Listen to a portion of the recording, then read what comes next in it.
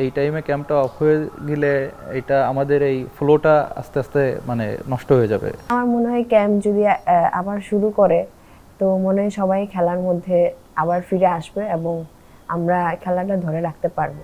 কদিন আগেই দেশের হয়ে এনে দিয়েছিলেন পদক। খেলার ধারায় এসএ গেমসেও পদকের প্রত্যাশায় ছিলেন টেবিল টেনিসের জুটি জাভেদ এবং খই খই। জাপানে এশিয়ান গেমসের প্রস্তুতির মঞ্চও ছিল সেটি, কিন্তু এসএ গেমস স্থগিত হওয়ার সঙ্গে সঙ্গে বন্ধ হয়ে গেছে টিটির ক্যাম্প। ইসলামিক সলিডারিটি গেমসে পদকজয়ী দুই তারকার কণ্ঠে তাই হতাশা।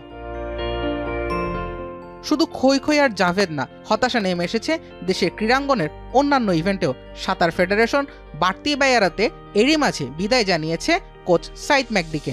ফেডারেশনের সাধারণ সম্পাদক মাহবুবুর রহমান শাহিন জানান, খরচ বিবেচনায় এখনই চালু হচ্ছে না ক্যাম্প। আমাদের যে পানিটা ফিল্টারেশন করতে হয়, এই ফিল্টারেশন করতে গেলে দেখা যাচ্ছে যে আমাদের প্রতি মাসে 5 থেকে 6 লাখ টাকা কারেন্টের বিল আসে। তো এটা আমাদের পক্ষে অ্যাবেল করা আসলে খুব টাফ। তো আমরা আসলে এই মুহূর্তে যদি বড় আন্তর্জাতিক কোনো টুর্নামেন্ট থাকে তাহলে আমরা হয়তো নেক্সট প্র্যাকটিসটা শুরু করার চিন্তা ভাবনা করবো এবং সেই রকম প্রস্তুতি আমাদের আছে।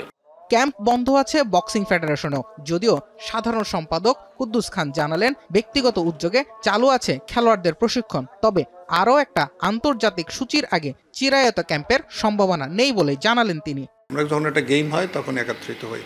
এছাড়া আমাদের চিঠি দেওয়া থাকে সব সংস্থাকে, তারা যেন রেগুলার অন্তত প্র্যাকটিসটা চালিয়ে যায়। ফেডারেশন তো নিশ্চয়ই মনিটরিং করে, টেলিফোনে কথায় আলোচনা হয়, দিক নির্দেশনা হয়, তারা আমাদের সাথে আলোচনা করে।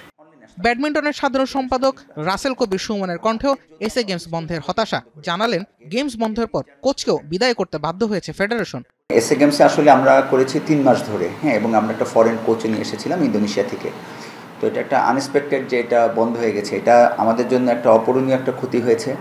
গেমস নির্ভর ক্যাম্প সূচির প্রবণতায় আপাতত দেশের ক্রীড়াঙ্গনে চলছে স্থবিরতা। প্রচেষ্টা থাকলেও আর্থিক ইস্যুতে নিজেদের কার্যক্রম গুটিয়ে রাখতে বাধ্য ফেডারেশনের কর্তারা। মাঠে খেলা ফেরাতে এখন নতুন সূচির উপরে নির্ভর করতে হচ্ছে তাদের। জুবায়ের আহমেদ, এখন, ঢাকা।